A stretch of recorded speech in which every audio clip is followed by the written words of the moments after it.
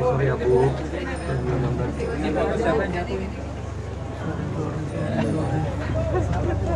Foto siapa nih yang paling nyaman? Misi. Silakan. Silakan.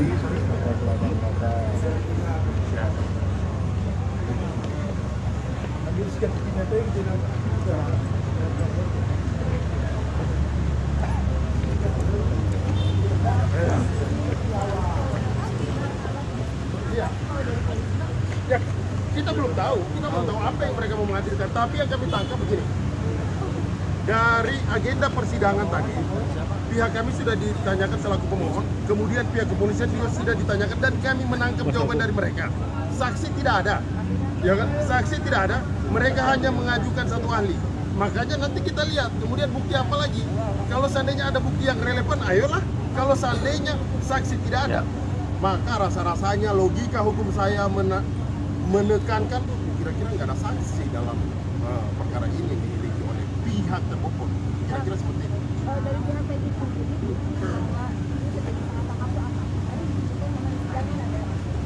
Jelas sekali ini yang pertama kami sampaikan. Peristiwa terjadi itu di Cirebon, Peggy Setiawan berada di Bandung, itu kami sudah tekankan. Saksi-saksinya pun juga jelas. Buktinya juga semuanya jelas. Jadi kita sudah menekankan itu. Kalau hal-hal lainnya lagi, makanya kami melihat bahwa peristiwa ini, perkara ini sudah 8 tahun lamanya. Apakah penetapan Peggy Setiawan ini sesuai?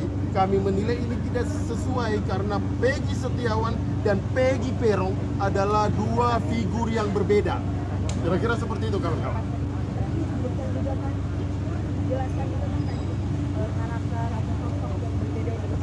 Ya, kita sudah menjelaskan mulai dari ciri-ciri fisik, ya kan, kemudian alamat, ya kan, usia juga semuanya berbeda.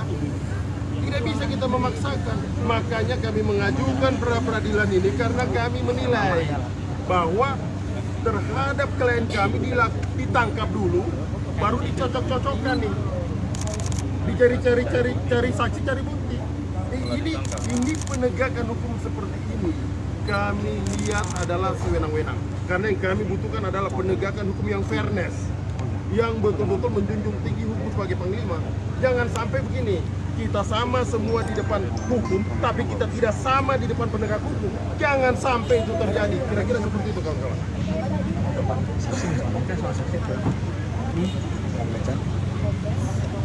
Pembuktian ini silakan pihak kepolisian membuktikan.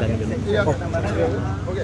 Jadi alat bukti yang akan kami ajukan bahwa DPO berbeda dengan Peggy Setiawan, kami mempunyai penetapan DPO yang dirumuskan oleh Polda Jawa Barat, ya, 3 orang, Andi, Dani, dan Peggy alias Peron. Itu sudah jelas kami akan jadikan bukti, ya, bahwa DPO-nya itu adalah Peggy alias Peron, khususnya dengan ciri-ciri rambutnya keriting, kulitnya tinggi 160, tinggalnya di Banjarwangunan. Nah, yang ditangkap ini rambutnya tidak keriting, Peggy Setiawan ini lurus. Alamatnya di Kepongpongan, ya, bukan di Banjarwangunan. Ya. Kemudian umurnya juga dalam DPO itu 30 tahun 2024 dan Peggy Setiawan ini, ya, baru saja 28 tahun pada saat ditangkap itu 27 tahun. Oke. Nah, kami jelaskan secara keseluruhan permohonan pra peradilan kami ada 35 halaman. Pada poinnya mempersoalkan pertama, ya, karena setiap kompresi pers Polda Jawa Barat selalu mengatakan bahwa penangkapan Peggy Setiawan dasarnya adalah DPO, dasarnya adalah putusan pengadilan yang sudah inkrah, ya, maka, ya, kami menyampaikan dalam permohonan pra peradilan ini pertama, ya, penangkapan, ya, tadi ada penangkapan itu, ya, seharusnya seseorang harus ditetapkan sebagai tersangka terlebih dahulu. Nyatanya Peggy Setiawan, ya, ditangkap statusnya belum tersangka. ditangkap 21 Mei ya, pukul 10 pagi dan kemudian ditetapkan sebagai tersangka 21 Mei juga ya, tetapi sudah setelah ditangkap. Artinya ya, pada saat ditangkap seharusnya sudah menjadi tersangka dan sudah ada 2 alat bukti permulaan yang cukup sehingga menetapkan Peggy Setiawan sebagai tersangka. Nyatanya ini ditangkap dulu ya, kemudian ditetapkan tersangka. Seharusnya tersangka dulu. Tidak ada dari 2017 dari 2016 sampai viralnya film Vina, tidak ada yang namanya penetapan tersangka, tidak ada yang namanya pemanggilan. Kemudian yang kedua, ya, kecuali tertangkap tangan. Kalau tertangkap tangan boleh. Ini tidak tertangkap tangan. Sejak kejadian terdahulu juga ya, itu kejadian 27 Agustus 2016, kemudian baru ditangkap para pelaku 8 orang itu 3 hari kemudian, artinya tidak tertangkap tangan ya. Jadi pertama mempersoalkan penangkapan ya, kedua ya mempersoalkan penetapan tersangka. Tadi karena ya penangkapan terlebih dahulu, seharusnya penangkapan itu seharusnya sudah tersangka. Ini tidak, ditetapkan tersangkanya ya setelah ditangkap. Nah, penetapan tersangka juga ini harus ada 2 alat bukti ya. Sementara tadi sudah disampaikan alat bukti itu setelah ditetapkan tersangka masih dicari-cari. Kami merasakan sebagai penasihat hukum ketika mendampingi ya saksi-saksi terakhir ya di Polresta Cirebon memeriksa Dede Kurniawan saja masih mencari motif, masih mencari alat bukti yang tadinya ya dicari geng motor afiliasi sampai di Cirebon ya, di Polres itu dicari Jakmania garis keras. Itu artinya kami yakin bahwa dalam menetapkan tersangka ini tidak mempunyai alat bukti. Itu poinnya. Jadi 1 penangkapan, 2 penetapan tersangka gitu. Ya, makasih.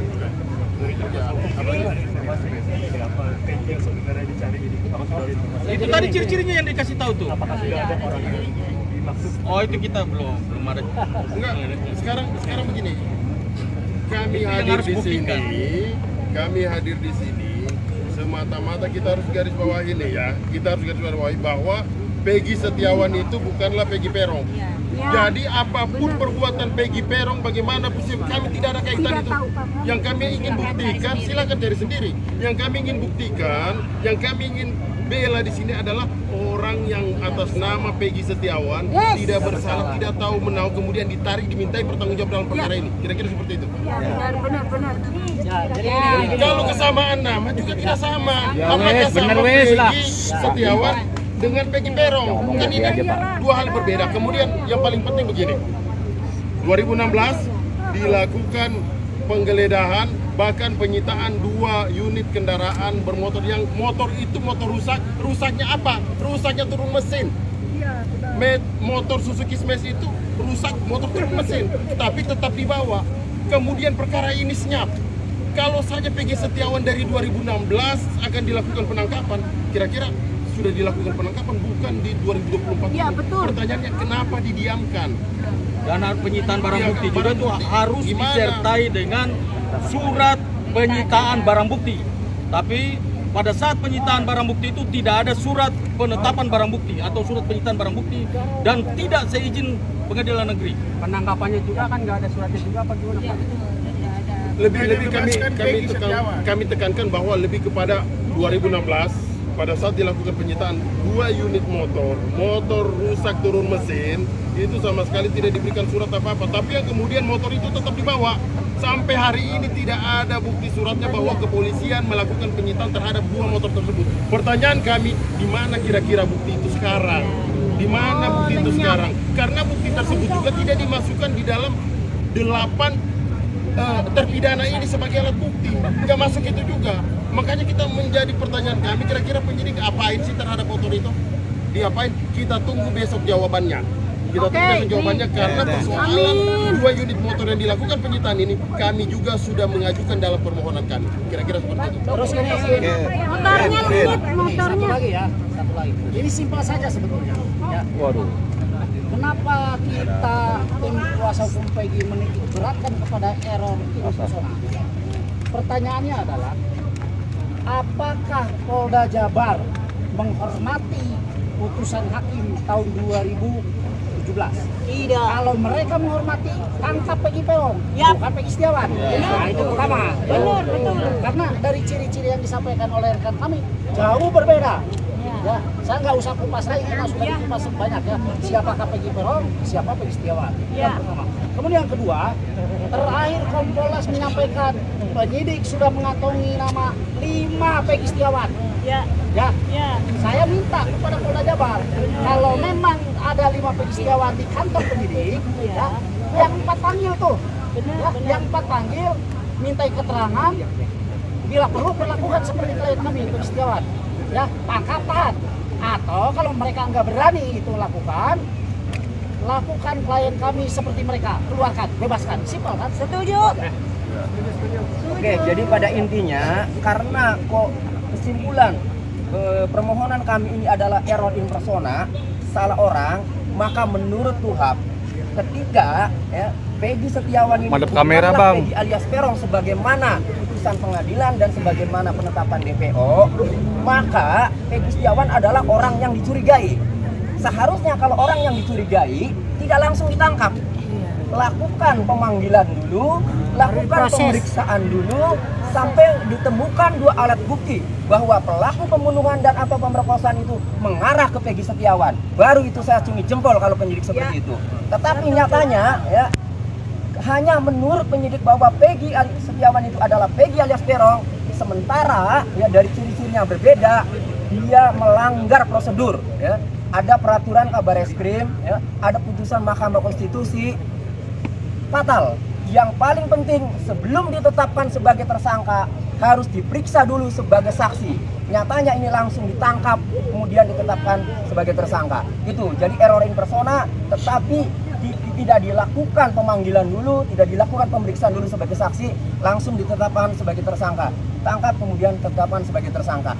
Kita tunggu besok jawaban apa Kamera, Bang. yang membuat penyidik, alat bukti apa yang membuat penyidik menetapkan klien kami yang jelas-jelas Peggy Setiawan bukan Peggy alias Peron kemudian menjadi tersangka.